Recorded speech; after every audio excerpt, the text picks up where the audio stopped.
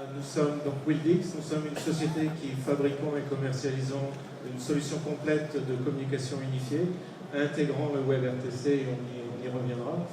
Ce qui fait notre grosse force aujourd'hui, en fait, c'est notre force R&D.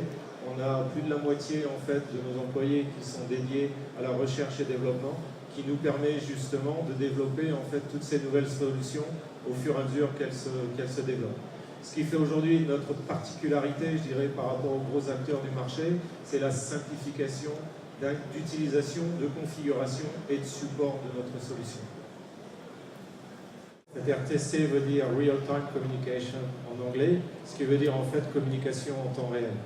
Pour moi, le WebRTC, c'est vraiment en fait une révolution de la manière dont on va communiquer, dans la mesure où n'importe qui dans le monde qui pourra se connecter à votre site web, par exemple, pourra rentrer en communication directe avec vous de manière gratuite et de manière instantanée.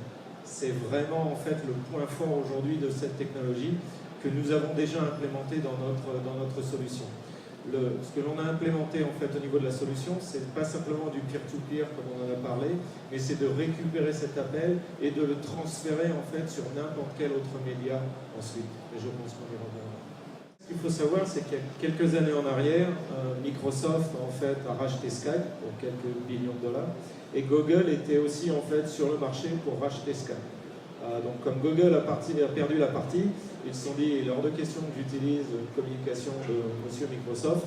Donc en fait, ils ont acheté une petite boîte à côté qui avait développé tous ces codecs, tous ces protocoles qui sont liés au WebRTC. Et maintenant, donc, Google a intégré en fait cette technologie au niveau de Chrome, et ce qui permet maintenant d'avoir en fait toute cette technologie de manière gratuite et qui est très facile ensuite à intégrer en fait au niveau des différentes solutions. Il faut savoir qu'aujourd'hui aux États-Unis, WebRTC est très répandu. Beaucoup de gens en fait en parlent de plus en plus. Et c'est vrai qu'en Europe, à ma connaissance, Wildix est le seul qui a intégré en fait cette solution WebRTC dans sa solution complète de communication unifiée. On l'a déjà implanté en fait. Il y a une chose qu'on n'a pas précisée qui est importante de WebRTC par rapport à Skype par exemple, c'est que Skype aujourd'hui, vous avez besoin de télécharger un logiciel sur votre PC pour pouvoir communiquer. Avec WebRTC, vous n'avez pas de logiciel à installer. C'est natif, mais il y a quand même qui nous concerne 4 lignes de commande en fait. C'est simplement 4 lignes de commande qui sont une petite API du style JavaScript que vous devez rentrer au niveau de votre site web en tant que webmaster qui va en fait déclencher derrière toutes ces fonctionnalités de WebRTC. Mais c'est juste un marqueur. Exactement. Il n'y a pas besoin aujourd'hui de serveurs, je dirais, extérieurs pour arriver à faire fonctionner le WebRTC. Parce que, encore une fois, c'est du peer-to-peer et ils arrivent à se retrouver. Donc aujourd'hui, nous, notre implémentation de la manière dont on l'a fait avec Wildix, on a quand même un serveur en fait qui est dans le cloud qui nous permet d'identifier où se trouve l'IPBX que la personne sur le site web essaye de joindre. D'accord ?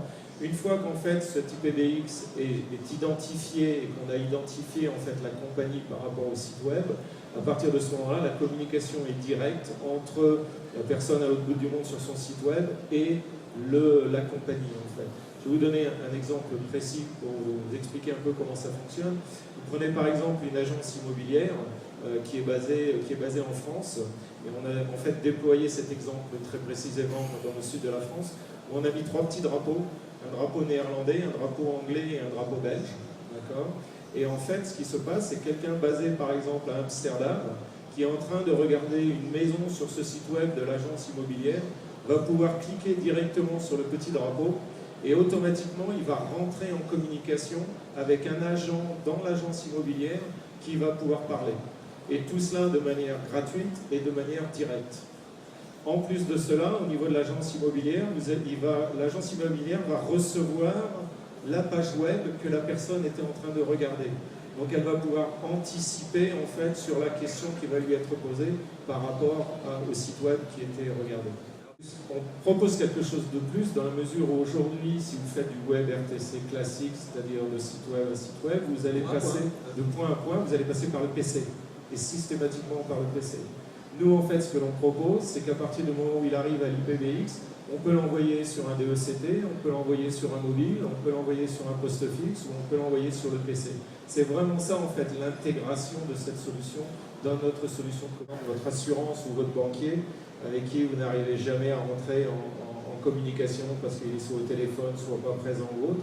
On a implémenté en fait dans notre système la gestion de présence, c'est-à-dire vous iriez en fait sur le site de votre assurance, vous auriez la photo en fait de la personne avec qui vous êtes en contact de manière générale par rapport à vos questions, et vous aurez en fait un petit indicateur à côté qui vous dira si cette personne est présente ou pas à son bureau.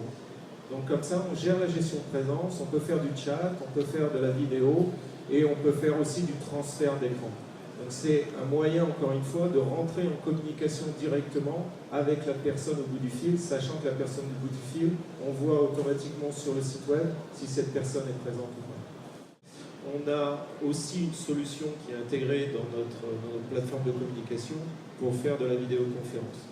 Donc l'étape suivante pour nous, en fait, c'est d'intégrer un flux vidéo qui viendra à travers le WebRTC et de le coupler en fait avec notre solution de webconférence avec plusieurs personnes. Donc c'est exactement ce que l'on disait, c'est de passer d'un point à multipoint. Et ça, c'est la prochaine étape en ce qui nous concerne par rapport à l'implémentation de la vidéo et de la conférence.